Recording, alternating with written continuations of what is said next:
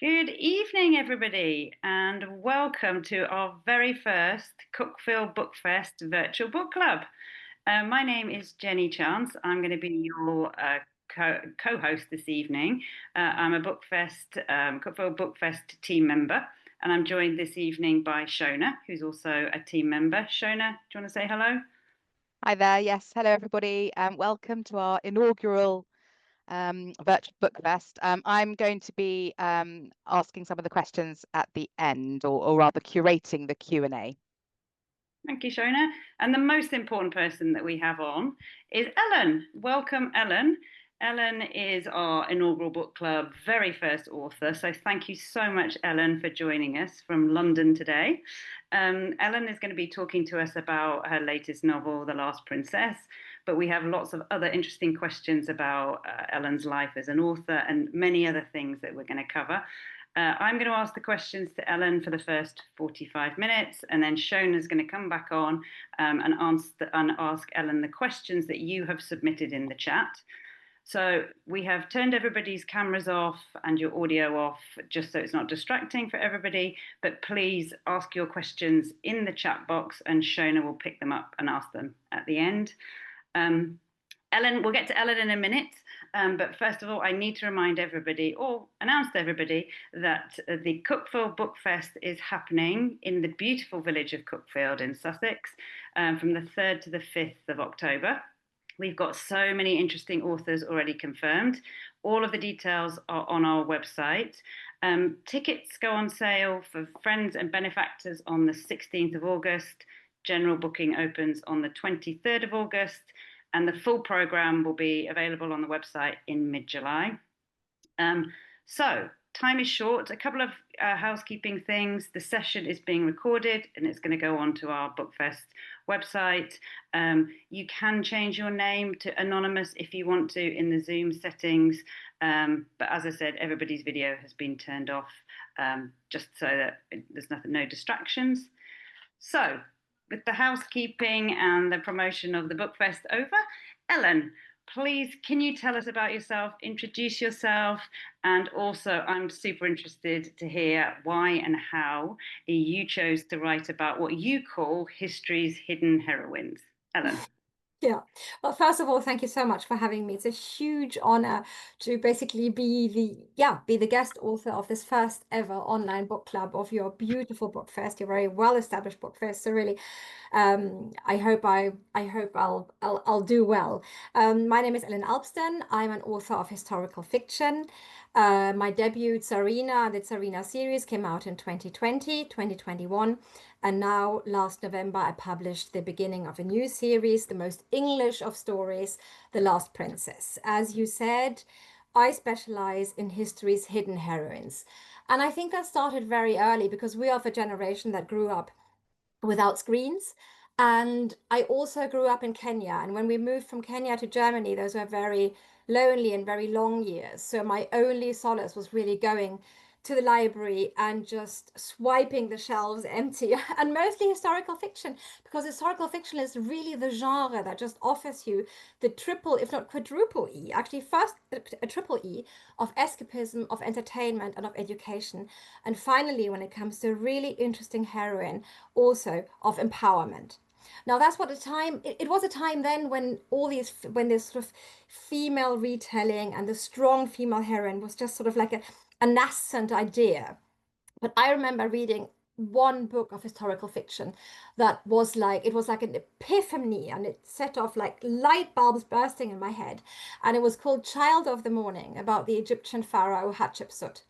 And she was a very classic case of this history's hidden heroine. I had never known that there was a female pharaoh. And then reading her story that was so well presented, I thought, this is what I want to do.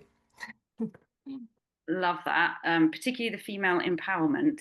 I've got a question a bit later on about how you would compare women then to women now. But let's first of all talk about the research that you've had to do, because I can't imagine there's that much material available on 1066 England, the role of women.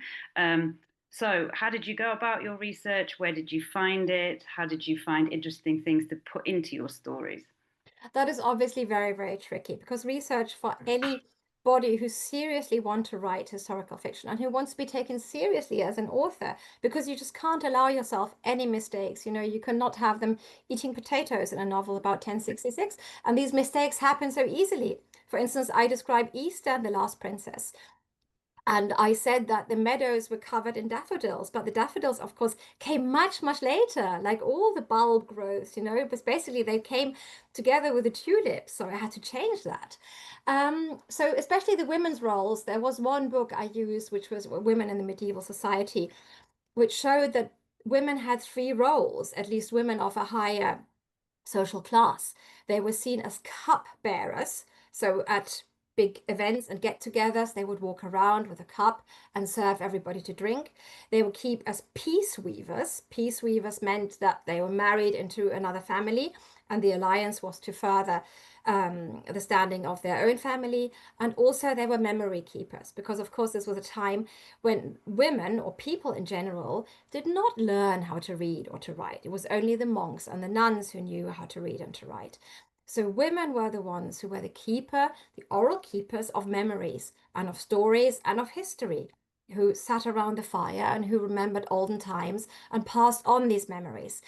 In general, the research for 1066 was, as you say, not that easy because the Anglo-Saxon era is a very long time ago. It is 1,000 years. Basically, we're talking about a millennium ago. And the Anglo-Saxons tread very lightly on the surface of this earth. They lived with the seasons. They built in wattle and daub and mud. It was like a medieval mindfulness. And there are a couple of very good books, especially by the author Morris, about the Norman conquest and this end of an era and the beginning of a new world, not only for Britain, but also for continental Europe. Wow. So you say that there was no potatoes in 1066? No potatoes, no pasta either.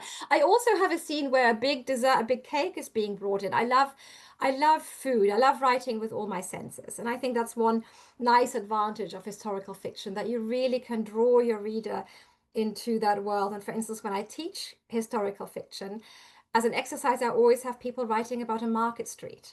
Yeah. That is really where you can have all your senses, what you see, what you hear, what you feel, what you touch. Mhm. So no potatoes, but there I described that they had a lemon tart, because that was actually not a silly mistake, because some researchers said, yes, they had lemons. They came up from Italy. They traded. Others say, no, they had pears and apples. So I changed it to a pear tart. I love that. I loved all of the kind of references that you had through the books about what people were eating and drinking. One of the aspects I particularly loved, and I have to go and read Tsarina, is around the magic superstition. I mean, what a character Tora is. Wow.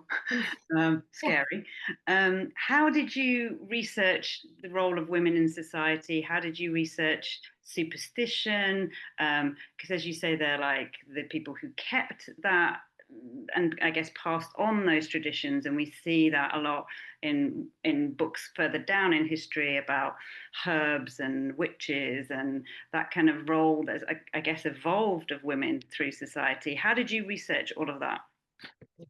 Well, of course, in 1066, England was Christian since 500 years, but it was still a relatively new belief that at that time especially started to force itself very strongly onto the population. And you see it in Gytha's family that is brutally torn apart. Really, her world crumbles to pieces right in the beginning because something in her family jars with how the church wants to organize society. I won't say more because it's a massive spoiler. And of course, while people were Christian on the surface, things that governed their lives were not so reliably controlled through Christianity. People needed to survive childbirth. People needed a good harvest, the rains and the warmth of the summer, in order to avoid a famine. And is the hope that Christianity offers really enough for that? Or would you rather go out in the forest and leave a sacrifice for some deity? Would you rather have like a carved little, a little thing that protects you against the evil eye while you lie in labor? So I think that for a long time, these beliefs probably continued in parallel. And it comes much, much stronger than when Gytha is later, again, spoiler alert, actually comes to um, the last Viking court, where this clash between the rising Christianity and the old faith is much, much stronger and even lethal. And she's caught up in this conflict. Um, the role of superstition and Gytha's special power in the book really came. It's almost like a layer cake when you write a book. You know, in the beginning you have the awful first draft and nothing comes quite together. And this it sort of almost happened by itself. And then it was my agent who said we have to have this much stronger. This sort of this voice she has, this power she has, the strength she has. And her best friend, who is the healer and herbalist, is a very important figure because even though she is a slave, and that was one of the biggest surprises during my research, to see that the Anglo-Saxons and the Vikings were just consummate slavers, and a huge source of the Godwinson income was slave trade. Um, she has traveled. She knows things, and Gytha, who's a princess of England then, you know, has never set her foot outside Havering Palace and knows nothing. So it's very interesting, the juxtaposition between these two women. Mm-hmm. You mentioned how much change happens to Gytha right from the very start of her book. I mean, I'm not going to give any spoilers away either, but I mean, amazing the amount of change. And it did make me think of all the change that's happening at the world at the moment. I mean, she didn't have ChatGPT to ask if she needed a recipe, did she? Lucky her, lucky her. No, she asked her mother. We have many Yeah. women around the world who are living through awful conflict and through very difficult situations. What lessons do you think we can learn from Gytha? Because it felt a little bit like the change that she was going through is still really relevant today. It's lovely that you see that, because for me too, The Last Princess, even though it is about 1066 and a female retelling of 1066, Geetha's themes of loss and displacement and possibly betrayal, you know, are as zeitgeist as her quest for love and belonging and friendship. And so, in a way, it's a very modern novel. We are facing, you know, unimaginable numbers of people who are on the move, Yeah. whose place in life, whose place at home is so terrible that they leave, and nobody leaves voluntarily. I mean, where they belong, you know, not in that way at least. Not if they're not welcome on the other side. I mean, I came to England in 1999, but I knew that I was, you know, I was very welcome. This was a place full of chances. But what if it's not? What if you face the great unknown? I mean, the courage that Gytha has is the same courage that these people had, and they put themselves in a way into the driving seat of their destiny. And that Mm-hmm. is probably the lesson, because there are moments in the book where Gytha says, perhaps I shouldn't have done this, you know, perhaps she should have just given in. Would it have been the better solution? In the Mm-hmm. end of book 2, which I'm writing at the moment, which has the working title The Sunrise Queen, we will see that she took the right decision, but it wasn't necessarily the easier way. Mm-hmm. Yes. Yes. I mean, Gytha, she's such a champ. I love Gytha, I have to say. I like when she doesn't do what you think she should do. Um, Going back to the role of women in society, and it was, you know, it's really interesting. Obviously, there's a princess, there's a slave, the mother-in-law, the grandmother, lots of different multi-generations.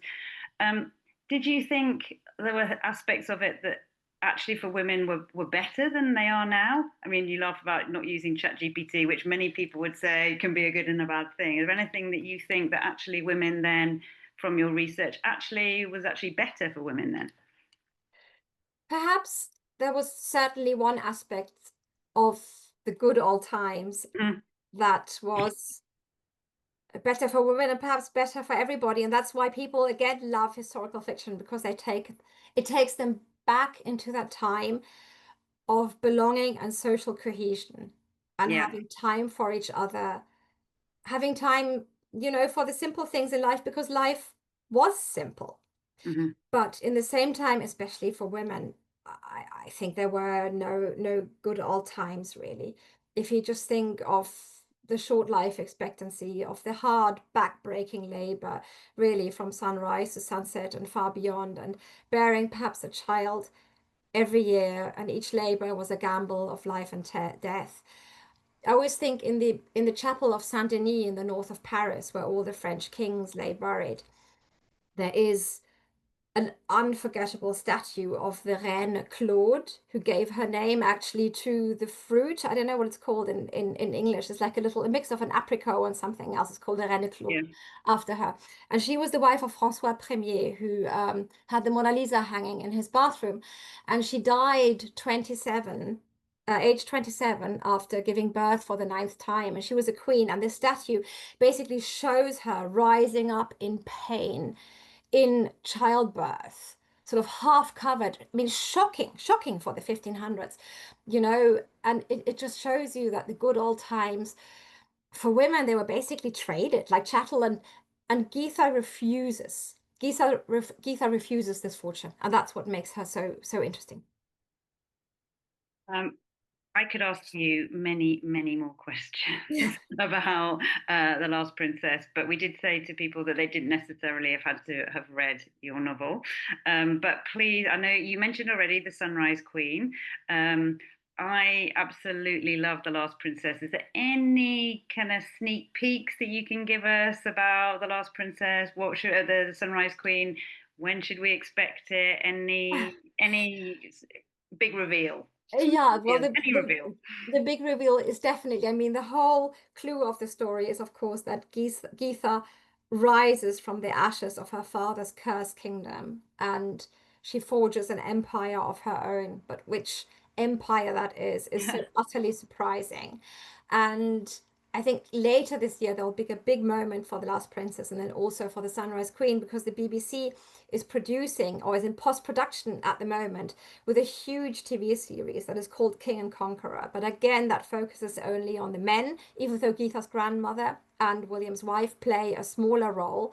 But certainly you do not have that female point of view that Gytha gives to the turmoil in the whole world, because really, or the whole known world, because really Vikings and the Franks and the Anglo-Saxons were just three sides to a coin, if that was possible. And through the conquest of William the Conqueror, really everything changed. So it's really this new empire that Gytha creates that is the big surprise of the Sunrise Queen, which hopefully is published next autumn.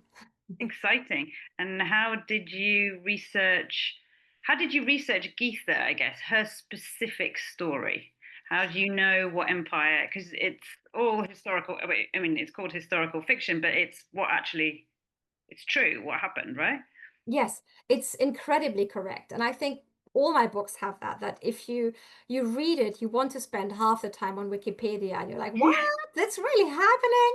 And in the case of Tsarina, I really watered things down because her world was just so crazy and upside down. And this double Cinderella story of her as an illiterate serf who rises to Russia's first ruling empress, and Russia itself, who transforms itself from a backward nation to the beginnings of the superpower um, we know today.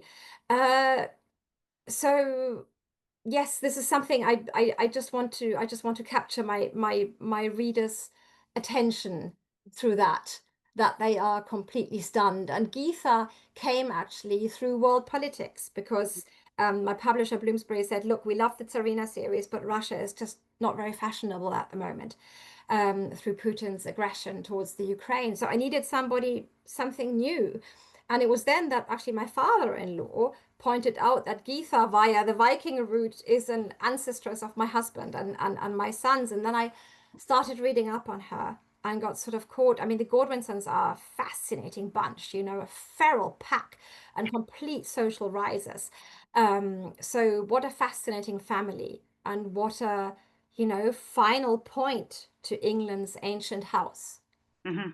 Well, I certainly felt like I know a lot more about that era than I ever did before. I mean, at school in the UK, you would learn a bit about the Battle of Hastings in 1066, but through reading your novel, I feel much better educated. So, always good to know that it's based in the truth. And you mentioned Wiki, so Wiki is one of your sources, would you say?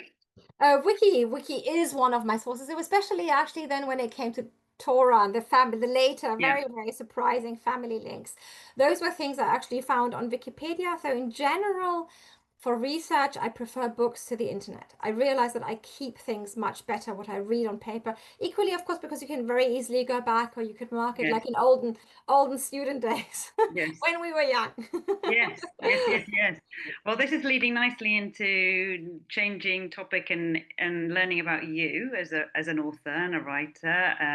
We will have lots of people who are either writers or want to be a bit like me, want to be writers. One of the other team members and I were talking about having the time to actually do the writing, and for me, it's more about the idea. So, very interested in very, very practically, what is a typical writing day like for you, Ellen? Do you follow a routine? Do you set yourself a word count? How do you go about writing? Definitely. For me, I mean, writing is my job. So I bring my son to school and I come home and I start at 9 o'clock. I try to do the creative bit in the early hours because somehow Okay. in the afternoon it flows a little bit less. And once you get sucked into emails, it's very, very difficult because it's just such a your brain is in such a practical mode then. Um, but not everybody has the luxury, of course, to say, okay, at 9 o'clock I start writing. I had very different times too. For instance, when I worked still in a corporate job, I worked for Bloomberg Television and I was a television presenter and I worked terrible hours. I had to be at 3 o'clock in the morning in the studio, but it was like college TV. If I didn't do it, somebody else was doing it, and there were 25 people outside the door who were happy to take my job. So I was there at 3 o'clock in the morning. And I came home at 12 and 12 noon. I would sleep for 3 hours. Then I'd go for a run to sort of wake up. And then I would write 3, 4 hours before my husband came home. Or I had another moment in my career because I had two careers. I published 22 novels in German and then I changed language. Then I looked at my work and said, okay, what do you really want to do? And the historical fiction stood out. And so I took a break and wrote Serena. And I basically wrote that really. I got up at 5 o'clock in the morning and I wrote it in these first 2 hours before my sons came online, as I call it, before they woke up. And these 2 hours were such a precious time. It was such an honor to spend that time with my character. And this is always my top tip for anybody who wants to be a writer. Take your writing seriously. Never think, oh, just little exercises and it'll never get anywhere. It is the hardest artistic profession to have because people will look at a painting and like it within 3 seconds. They will listen to a song and they will like it within 3 minutes. They get the beat. But convincing somebody to read your 300 or 500 page novel, be it an agent or a reader later, because nowadays we're fighting for people's attention span all the time. And my writers give me their most valuable, and that's not their money, but that's actually really their time and their attention and their love, hopefully. Mhm. That is really the hardest thing to achieve. So take your writing seriously and take time for it and enjoy that time. Enjoy it for yourself. Oh, that's such great advice. So, do you write 9 until 3 until you pick him up? Do you do a certain amount of hours? What do you do currently? Yes, the hours just fly by. So currently I'm editing something, which Okay. is quite hard, even though the edits are benign. I mean, edits can be terrible. Most writers say that, their agents or editors come back to them like, Ritsch, ratsch, do everything again, like flying. And I had tough edits. I mean, Serena, as you have it now, might be the 35th draft, and about 300 pages ended up on the cutting floor. And my agent I still remember her advice. She said, one orgy, I get the picture. One battle, I get the picture. I don't need 5 of those. So those edits were relatively easy. The book I'm editing at the moment is another historical fiction novel. And there it's more to get more, so much is happening that the agent said, we have to slow things down, get more into the character's head. And of course, this is what makes a novel so special, why it's not a biography, because you have the emotions, and it's through the emotions that that you feel the story and feel the person. This is what the great authors of historical fiction, for instance, of the Outlander series, she does that brilliantly. Lots of emotions, lots of emotions. And I love that sit down from 5 till 7, and also how you fitted it in after having been up at 3 a.m. Do you research first and then sit down and create, or how? Because obviously you have to do a lot of research to make it Yes. accurate. So what would you get? Do you get the idea of the person first and then research, or do you just sit down and write?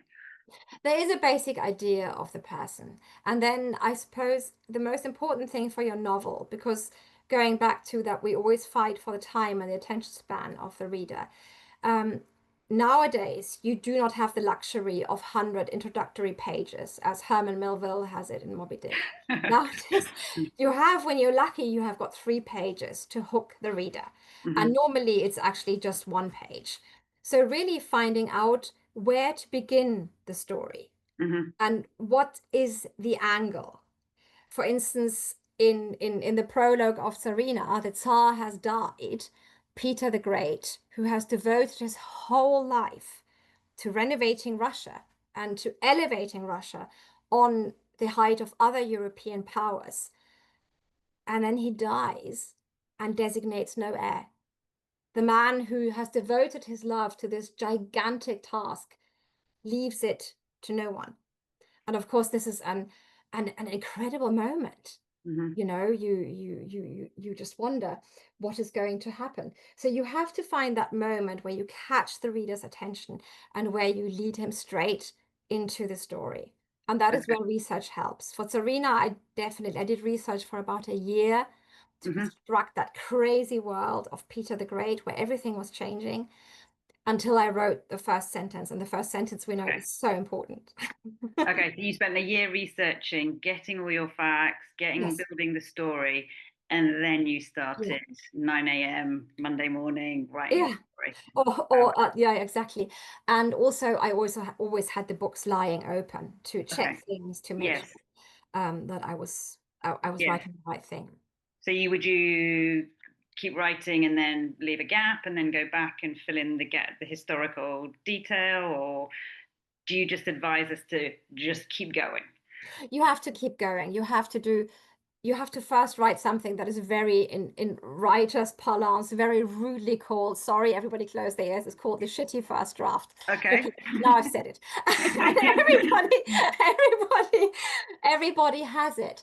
And you take it from there, and then you start editing, and things, I feel it's almost, when I sit down and start writing again and I look at what I did the day before, at least you've got something written on the paper. It's almost as if a lid opens and you get back into the story. And while you walk your dog or while you cook dinner, it helps to do something else. Suddenly it comes to you, oh, I should reinforce this aspect more. What will touch people?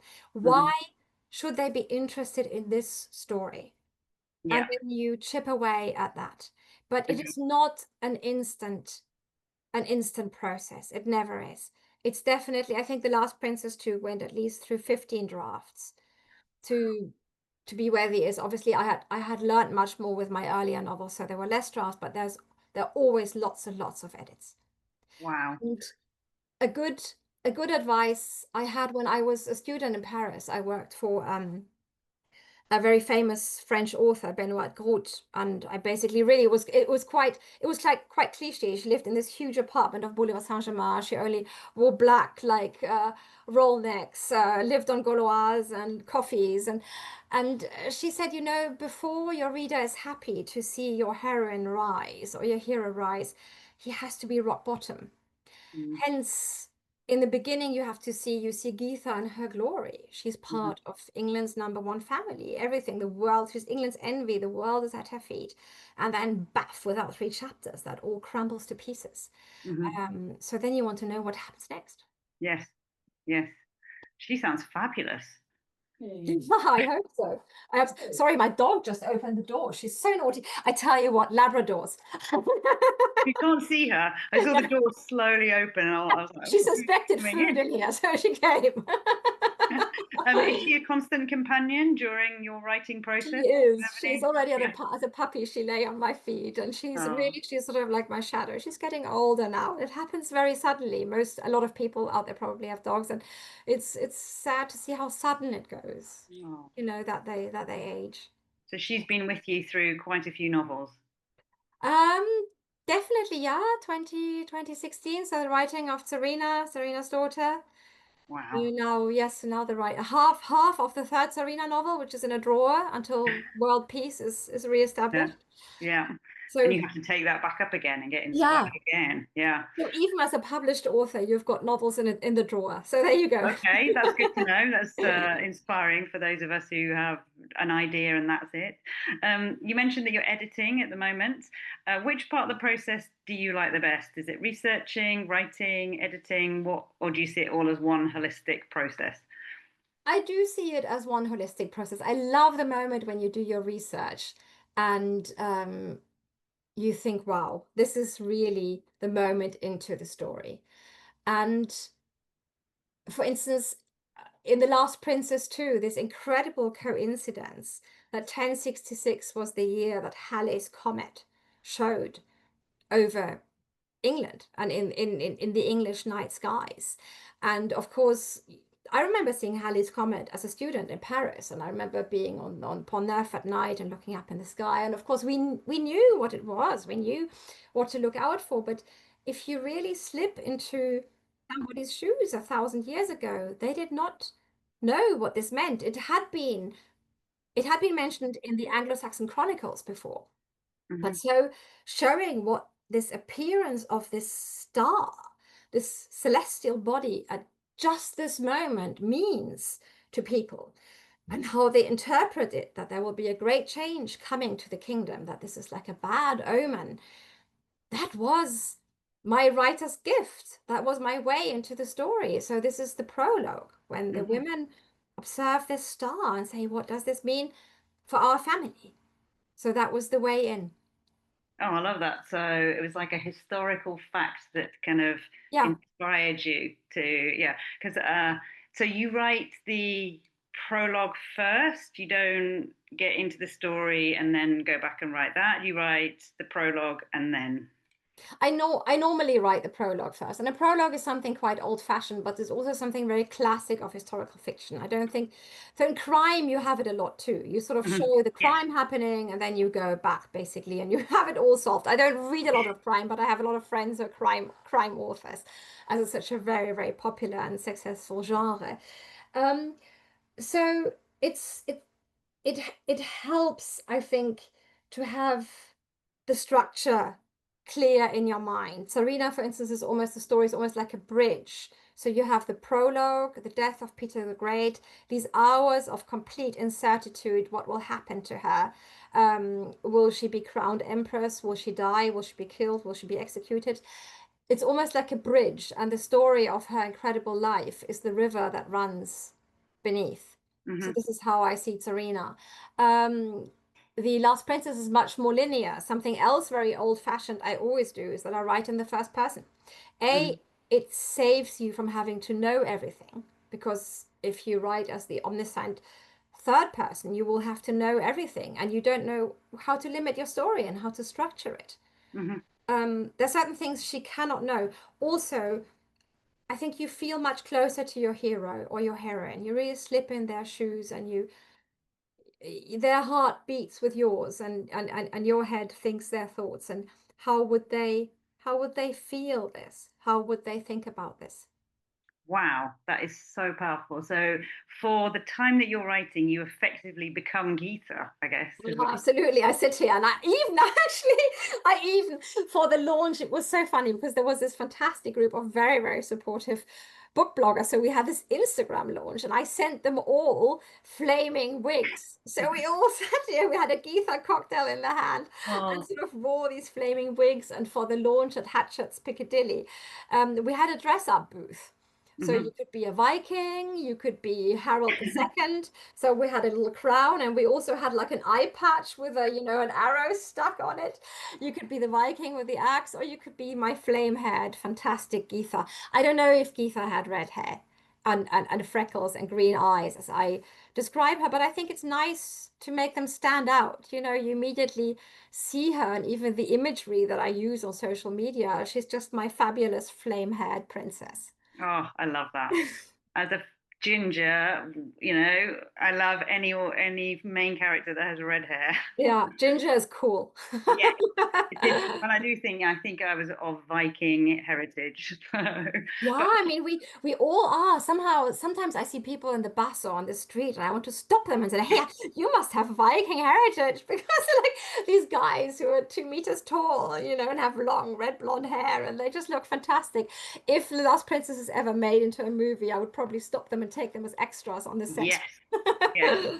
And I think you've got quite a lot of people on here who would love to come to your next launch, because that sounds amazing. I'm all Oh, up yes. for putting on Yes, we had a props, lot of whatever. fun. I think you have to make it fun. I mean, Yeah.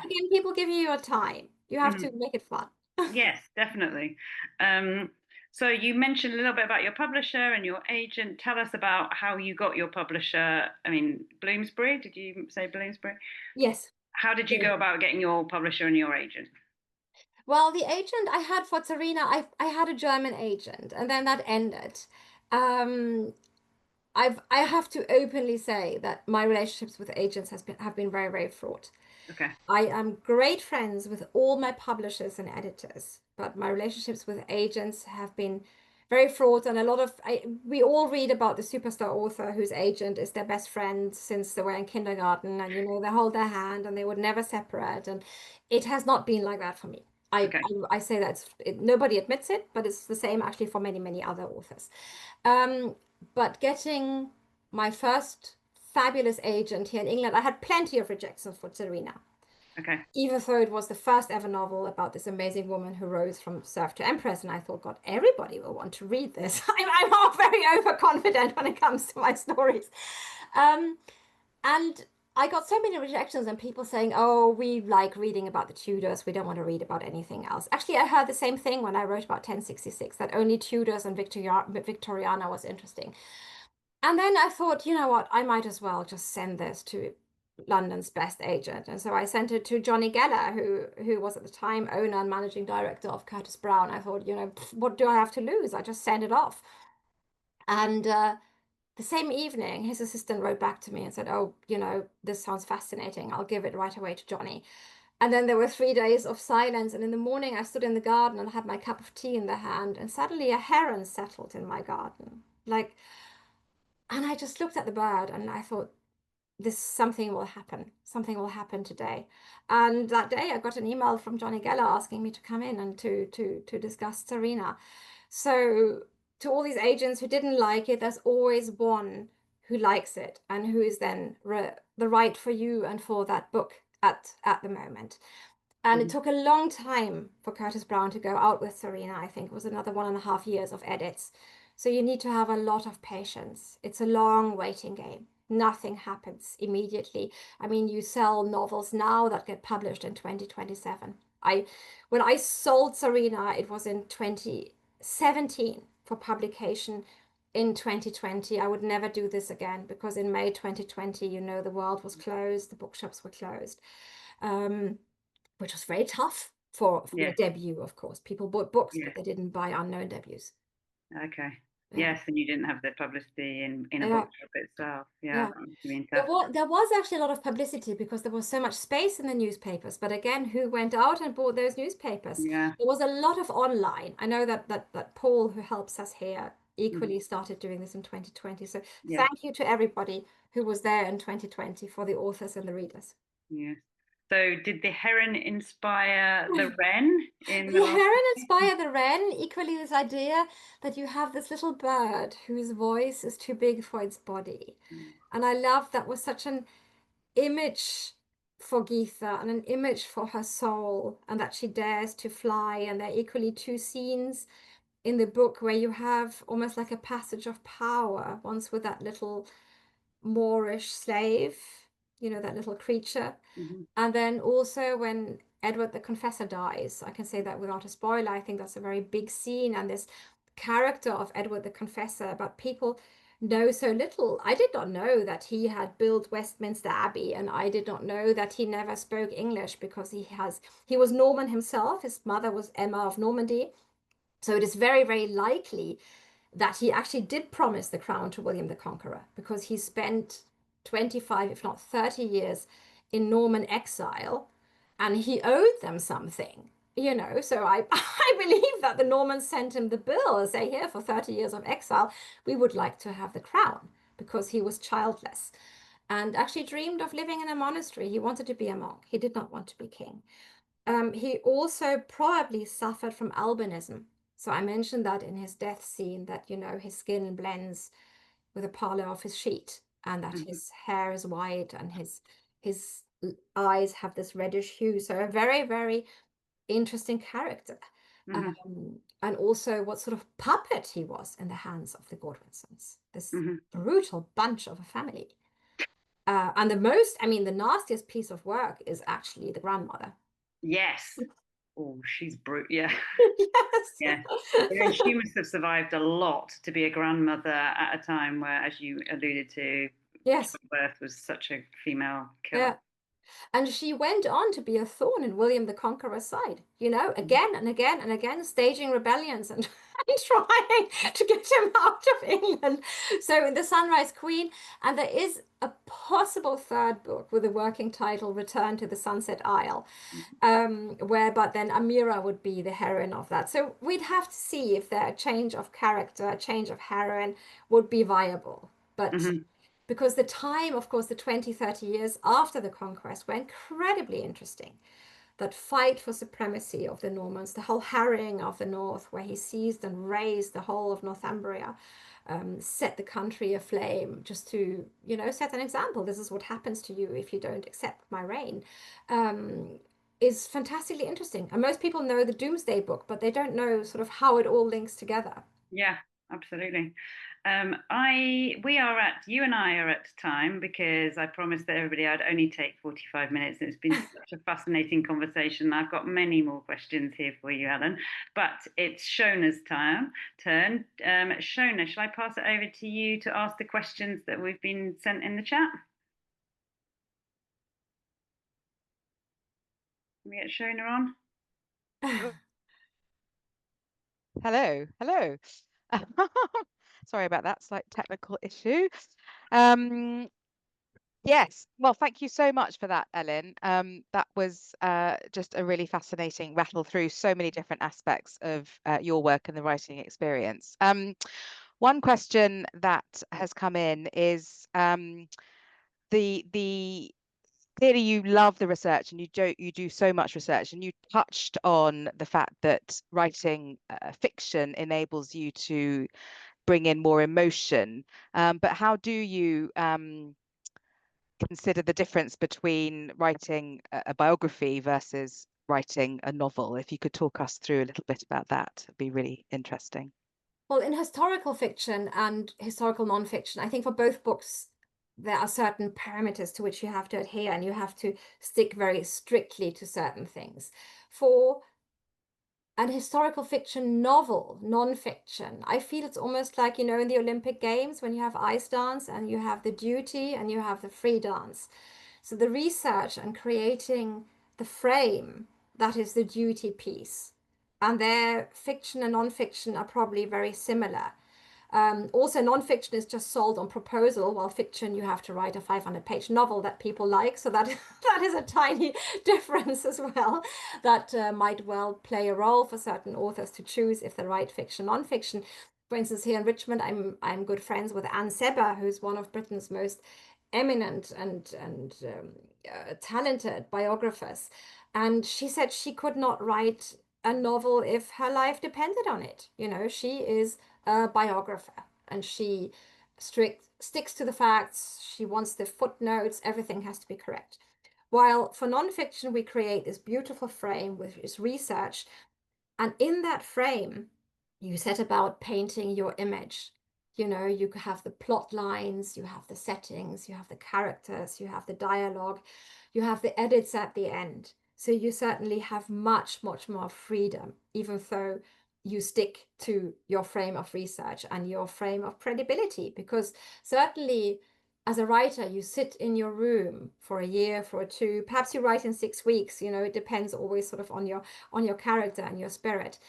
But you sit alone with your book, your baby, and then you send this baby out in the world, and it better be beautiful and straight-limbed, because otherwise you'll be slaughtered by critics. So you do have to take that research very, very seriously, almost as if you were a biographer. A question aligned to that is, do you have a fact checker? You mentioned the daffodils as being not contemporaneous. Yeah. Normally the fact checker, I mean, you have to be as rigorous as you can yourself, and things you wonder about, you know, that is the beauty of internet age, that you can just very quickly check were there actually daffodils around in 1066, were there lemons around in 1066. But then mostly there might be things where the agent says, I'm not quite sure, but certainly then the publishing house has a proofreader. I remember, for instance, for Serena, the American publisher especially was a stickler for it, because of course in New York you have so many people who descend from Russian immigrants. I think 3 million New Yorkers have got Russian roots. So they were very, very, very, very picky about things, you know, about food, about the language, about descriptions, about sort of the nature, everything had to be right. So it's mostly the publisher who then has these editors who take care of that, the fact checkers. Very interesting. I've had one question here. It said, you mentioned that film rights. Which actress would you choose to play Gytha? Oh, to play Gytha, you'd need an actress I always like. Is her name Lily Allen? She's unfortunately, I shouldn't say that. She's now in her early 30s. Is she the one who was in Downton Abbey? And she's very expressive, and she's sparkling. So sort of, but you'd need somebody younger. You need that vulnerability. You need, I mean, Gytha is 16 or 17 years old, which for our understanding is young, but of course, 1,000 years back, she could have been, you know, wedded and bedded since 2 or 3 years at that age, and she could have had 2 children. But I think you needed somebody who combines that vulnerability and that courage. So, God, I'm at a loss at the moment, actually. I was always more focusing on Serena, whom I already modeled as a young Sophia Loren, you know, this very strong, handsome woman. I'd have to think about that, who could be a good Gytha. Perhaps it comes to me while we talk. And a question that occurs to me is how do some books get optioned for film or TV? And is that an aspiration of every author? I guess there's a financial element to that, but Yes. Like financial and vanity and the pure joy, of course, going on set. My friend Liz Fremantle, I mean, her novel, The Queen's Gambit, was turned into Firebrand, and she went to Cannes. I mean, she was on the steps of Cannes. You know, I was so happy for her. I was always really jealous, but I was really, really happy for her as well. What an experience, and what an experience to see how people interpret your work. Actually, they changed the ending of her novel. In the film, I think her Catherine Parr is Alicia Vikander. I don't know if you've seen it, Shona. But it's a tremendous moment. Yes, there's a financial element to it. I've heard novels optioned, interestingly enough, not historical fiction novels, but young adult novels I wrote in my German career, but nothing has come of it. And I think of the 100% of novels that get optioned, only 5% get turned into films. And with historical fiction, it's double tricky. There's sort of this kind of two roads. On one way, the agent said, oh, nobody does historical fiction because it's so expensive. And at the same time, he has sort of got this onslaught of historical fiction on all streamers. So you just have to find, I think, the right producer at the right time. And I myself, in the publishing industry, everybody has really their role, and you have to stay in your lane. It is not very well perceived for the author to go out and start selling rights. Okay, for that there are sort of foreign rights agents and there are film rights agents, and they do not appreciate if authors start meddling. So you really have to stay in your lane. And I've grown more philosophical about it, because so The Last Princess is my 25th novel, and I now think more, things happen when they do. I've also destroyed things for myself because I was too pushy and too asking and why not and can we do this and can we do that. I'm now more, if it'll happen, it'll happen. Perhaps a producer finds a tattered copy of Serena or The Last Princess in a hotel shelf on the Maldives and reads it and thinks, wow, I have to option this book. You just have to trust. Trust the fates. Yeah. What prompted the change from writing in German to English? I'll be very candid. I had made a big mistake in the 22 books I wrote in German. I wrote everything I wanted. I wrote historical fiction, I wrote contemporary women's, I wrote young adult, I wrote children's books, I wrote coffee table books, and whatever I wanted to write, there was always a publisher who said, oh, that sounds great, let's do that. But, and this is my biggest advice to nascent novelists as well, you have to stick to your guns. You have to create a brand, you have to create a name. If you hear what's his name? Lee Childs, you get Jack Reacher. If you hear Lisa Jewell, by now you get fantastic psychological suspense. You have to create a brand, a voice for yourself. If you see a Van Gogh, it's a Van Gogh. If you hear Ed Sheeran, it's Ed Sheeran. And it has to be the same with a writer. The reader nowadays wants to know what to expect. You can write different books under different names, but if you use only one, you have to have one voice and one brand and one genre in which you write. If you're not somebody huge like the author of Handmaid's Tale. I mean, she writes very different books, all under her own name, Margaret Atwood. Yeah, oh, and then the other one that sprang to mind was Kazuo Ishiguro, writes very different novels, although Yes. with But many. that is high literature. That is high Yeah, literature. And I yeah. suppose there he's expected to do that. But hopefully he's still recognizable. Yes, and I think actually there's lots of themes that are explored in very different ways, but they're the same sorts of themes.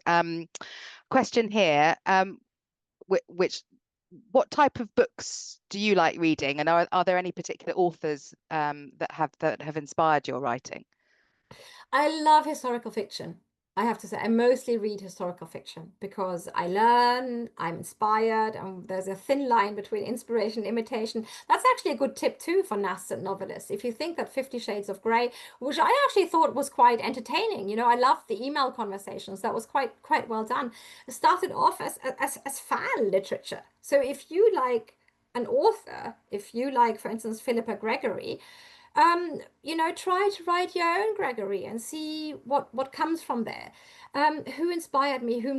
As a younger woman or as a teenage girl, I loved reading Victoria Holt.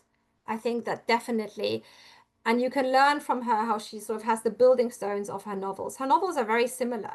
And you know exactly what to expect, but you just love it.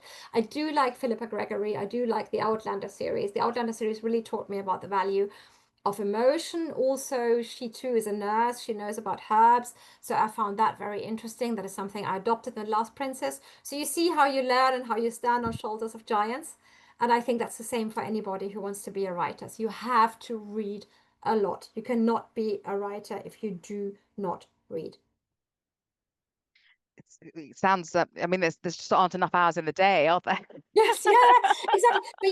But I sort of, for me, this is my biggest luxury. I've got, I've got my husband, I've got my work, I've got the dog, I've got the dog, as we know, I've got 3 sons, and just reading that one chapter in the evening, that's sort of the moment where just nobody wants anything from me, and that's so lovely. It's my luxury, and it's amazing through how many books you get by just reading one chapter. It's almost, if you just take that 1 hour a day for writing, it should be 1 hour. If I know I only have half an hour, I don't really get into it.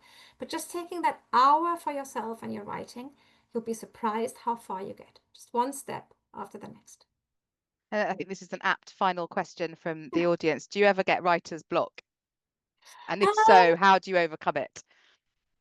Not writer's block, but I can be angry with what I produce, and I find that it's not good enough. I'm very confident in my writing, but I'm also very, very hard and very, very demanding on myself. And I would never send anything to anyone where I don't think it's not my best. And so especially when I feel that things are flat and lack depth and lack myth and fail to touch my reader. For instance, now the novel I'm editing, it's all about an oath she gives in the beginning. And The Last Princess too has this oath of seeing things through. And I think it's very nice to use these very strong old motifs of fairy tales and myths, these promises, these prophecies. That is something quite lovely to use, and that ultimately touches the reader. So I get angry with myself if I feel that my writing is flat, and then I do something else: walk the dog, bake, play badminton, something like that, clean the house sometimes. Crikey. But that helps because you're busy with something else and suddenly the idea comes to you. Yes, absolutely. Well, thank you very much. Unfortunately, we've run out of time, but I'm going to hand back to Jenny to wrap up. But thank you very much, Ellen. Thank you for the questions. So thank you so much. Thank you, Shona, for asking the questions. And Ellen, a huge thank you. I feel like I've learned so much this evening. It's felt like a real privilege to be able to interview you today. I'm sure everybody on the call probably echoes has the same sentiment. So thank you. Everybody else, our second Cuckfield Bookfest virtual book club will be on the 18th of September. So look out for the invitations. Going to completely switch genre, so no historical fiction. We're going to be doing World War II spy novels. So we've got two Cuckfield Bookfest previous authors who are Alan Judd and Helen Fry. Alan's book is out already, number 2, Whitehall Court, and Helen's book is going to be published in September. So look out for the invitation for that. Our team member Carol is going to be sending out the invites in the newsletter. So look out for that, and please do sign up. And a reminder that the tickets go on sale on the 16th of August for friends and benefactors, and general booking opens for tickets on the 23rd of August. So with that, thank you so much to everybody for joining us. Thank you again, Ellen, for a really insightful conversation, and have a good evening, everybody. Yeah, thank you so much for having me. It was a joy, and good luck with the other book clubs. Thank you. Goodbye. Bye-bye.